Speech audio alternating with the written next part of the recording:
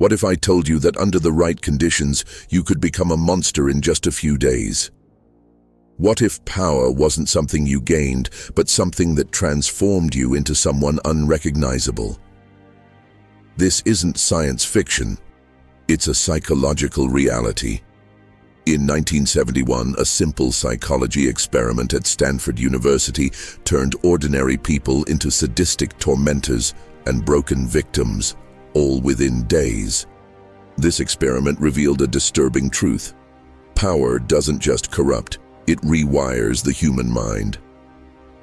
And today, we'll explore what really happened in the Stanford Prison Experiment, the terrifying psychological mechanisms that made it possible, how power is used to manipulate, oppress, and control people today, how you can use these principles to gain power and control over others, and how to protect yourself from becoming either the victim or the oppressor.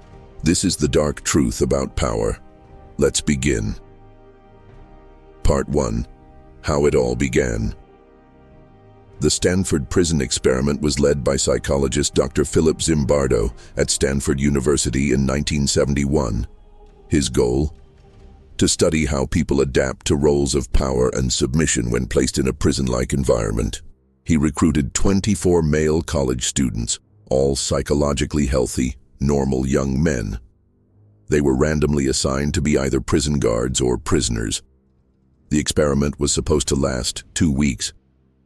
To make the experience as realistic as possible, Zimbardo transformed the basement of the Stanford Psychology Department into a makeshift prison, complete with cells, barred doors, and a strict set of rules. But no one, not even Zimbardo, was prepared for what happened next. Part 2. The prisoners, how they were broken. From the very start, the prisoners were dehumanized. They were arrested at their homes by actual police, handcuffed, and brought to the mock prison. They were strip-searched, sprayed with delousing powder, and forced to wear identical smocks with numbers instead of names. They had a chain locked around one ankle, a subtle but constant reminder of their helplessness. For the first day, things seemed almost like a game. The prisoners laughed, joked about their situation, and didn't take it too seriously. But then, the guards decided to test their power. The first acts of control. On the second day, the prisoners revolted. They barricaded themselves inside their cells, refusing to listen to the guards. They mocked authority, treating the whole situation like a joke. They saw the guards as equals, because just 24 hours earlier, they had been. But the guards, they weren't amused. They responded with brutal psychological warfare. They blasted fire extinguishers into the cells. They dragged the prisoners out and forced them to do push-ups, jumping jacks, and humiliating punishments.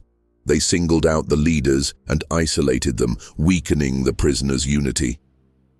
Within hours, the power dynamic had completely shifted. Part 3. The guards, how they became monsters. The guards had no real authority at the start. They weren't told to be cruel. They weren't given rules on how to enforce power.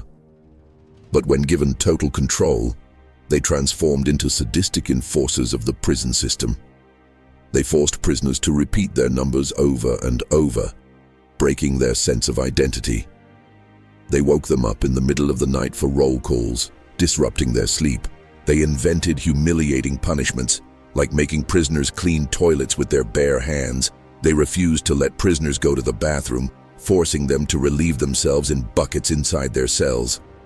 What's more terrifying, not a single guard refused to participate.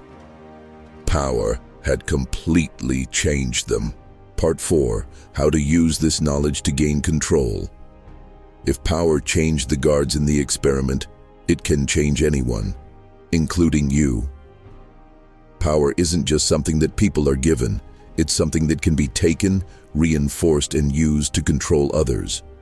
Here's how. Control the environment. The guards controlled time, space, and the prisoners' reality, limiting their choices until they had no will to resist. Break down individuality. By stripping someone of their identity and independence, they become more obedient. Use fear and reward.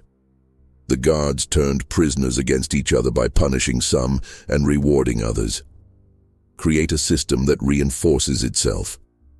Once a system is in place, people will start enforcing your rules for you. These same principles are used by leaders, corporations, and influencers every day, whether you realize it or not. Part 5.